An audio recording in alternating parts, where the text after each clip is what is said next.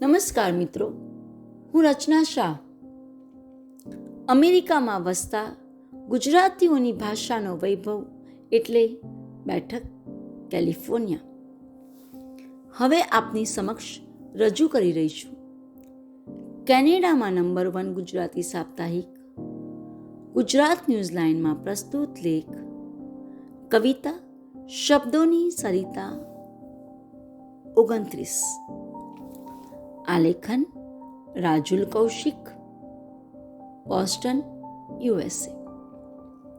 Video સંકલન કૌશિક શાહ. કેટલીક વાર એવો કોઈ અનુભવ થાય કે એવું કંઈક વાંચવા જાણવામાં આવે અને આપણે વિચારતા થઈ જઈએ. આજે એકદમ સત્યને સ્પર્શતી વાત વાંચી. आज तक बहुत भरोसे टूटे मगर भरोसे की आदत नहीं छूटी. आज तक बहुत भरोसे टूटे मगर भरोसे की आदत नहीं छूटी. આજ સુધી ભરોસા તો ઘણા તૂટ્યા, આજ સુધી ભરોસા તો ઘણા તૂટ્યા, પણ ભરોસો કરવાની આદત ના છૂટી. વાત તો સાચી જ છે ને. સાવ નાનપણથી જ કદાચ આપણે પૂરેપૂરી સમજણની કક્ષાએ પહોંચીએ એ પહેલાંથી જ આપણે ક્યાંક ને ક્યાંક કોઈ પર ભરોસો મૂકતા થઈ જ જઈએ છીએ.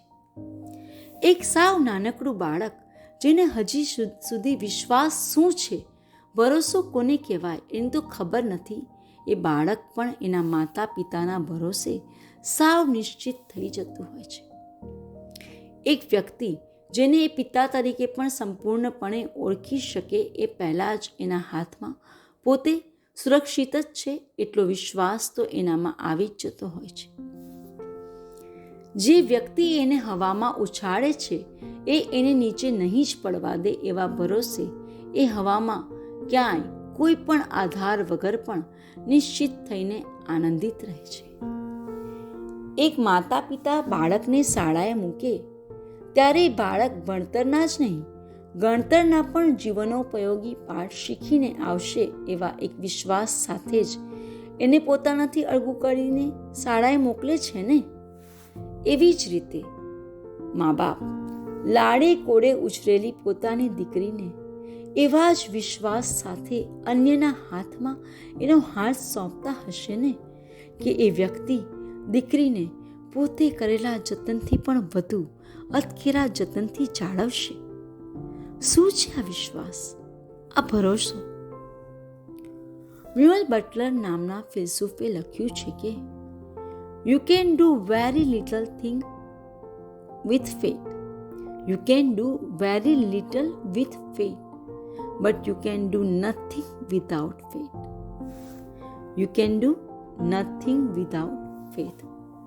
સાચી જ વાત છે ને કે શ્રદ્ધા હશે તો કંઈક તો કરી શકીશું, પણ જો કશા પર, કોઈના પર કે ખુદ પર વિશ્વાસ જ ના રાખીએ તો કશું જ ના કરી શકીએ.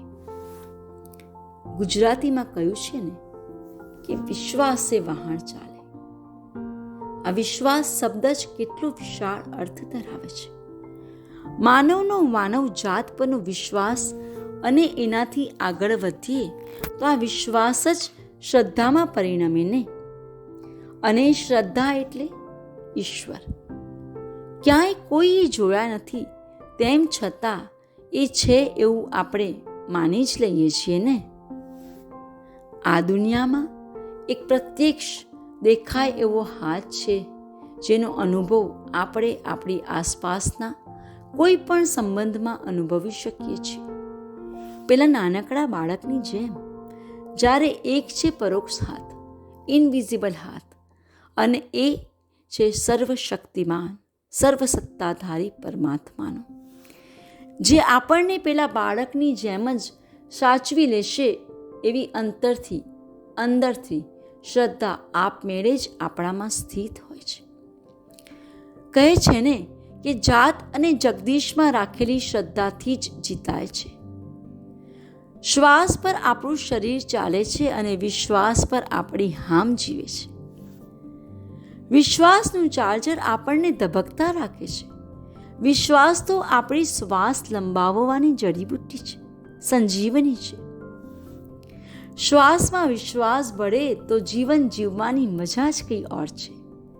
ક્યારેક આવી ગયેલી કોઈ વિડંબણામાં, આપત્તિમાં કે અનિશ્ચિતતામાં પણ જો જાત પરનો ભરોસો અને ઈશ્વર પરની શ્રદ્ધા જ આપણને જીતાડે છે ને.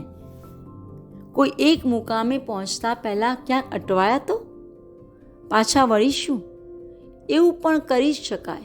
પણ જો આગળ વધવું છે, નિર્ધારિત નિશ્ચિત મુકામે પહોંચવાની નેમ છે, તો સૌથી પહેલાં તો જાતને જ ટટ્ટાર કરવી પડશે ને. અને ત્યારે જ આપણી અંદરથી જીતવાની જીજીવિષા જાગે. એ જીજીવિષા જાતના ભરોસાના અવલંબન પર ટકી રહે. અહીં શ્રી ગની દહીવાલાની રચના યાદ આવે છે.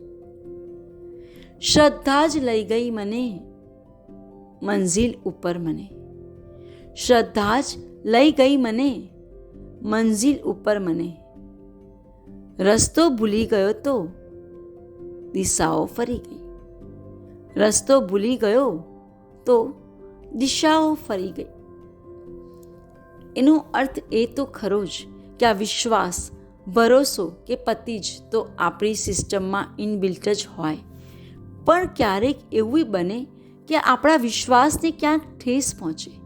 કોઈ એક અવલંબન, કોઈ એક આધાર પણ આપણે ટક્યા હોઈએ અને પગ નીચેથી એ જમીન જ ખસી જાય કે કોઈ ખેંચવી લે. અને જે આઘાત અનુભવીએ એની કળ વળતા પણ સમય નીકળી જાય. અને હવે આજથી હું કોઈના પર પૈસાભાનો વિશ્વાસ નહીં મૂકું એવું જનૂન પણ આવી જાય. કોઈ પણ સંબંધ પરત્વે સ્મશાન વૈરાગ્ય પણ આવી જાય. પણ અંતે આગળ કહ્યું એમ વિશ્વાસ, ભરોસો કે પતિ જ તો આપણી સિસ્ટમમાં ઇનબિલ્ટ જ હોય. એટલે ફરી એકવાર નવેસરથી જાત પરથી માંડીને ઈશ્વર સુધી વિશ્વાસે વહાણ ચલાવવા આપણે તો તૈયાર. અને કદાચ આવા અનુભવ જુદી જુદી જગ્યાએ, જુદી જુદી વ્યક્તિ અને સંજોગોમાં પણ થતા જ હશે. વ્યક્તિનો ભરોસો એકવાર નહીં, અનેક વાર તૂટે અને તેમ છતાં એની ભરોસો કરવાની ટેવ નથી છૂટતી. કારણ શ્વાસ અને વિશ્વાસ જ આપણું જીવન બળ. શ્વાસ અને વિશ્વાસ જ આપણા જીવ અને જીવન ટકાવી રાખશે.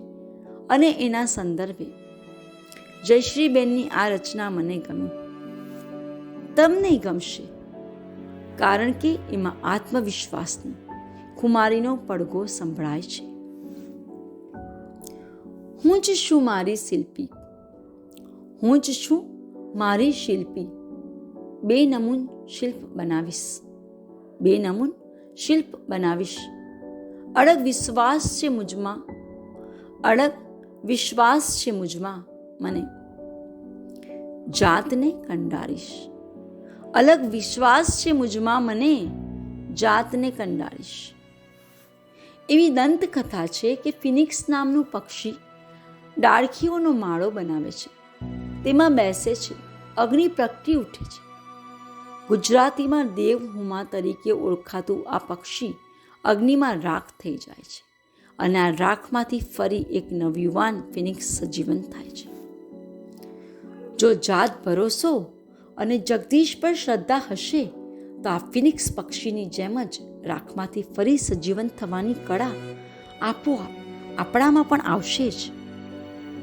એના માટે બોલિવૂડના અભિનયના શહેનશાહ અમિતાભ બચ્ચનથી વધીને આગળ બીજું કોઈ ઉદાહરણ હોઈ શકે ખરું? અસ્તુ. આલેખન રાજુલ કૌશિક. આવતા અંકે ફરીથી મળીશું.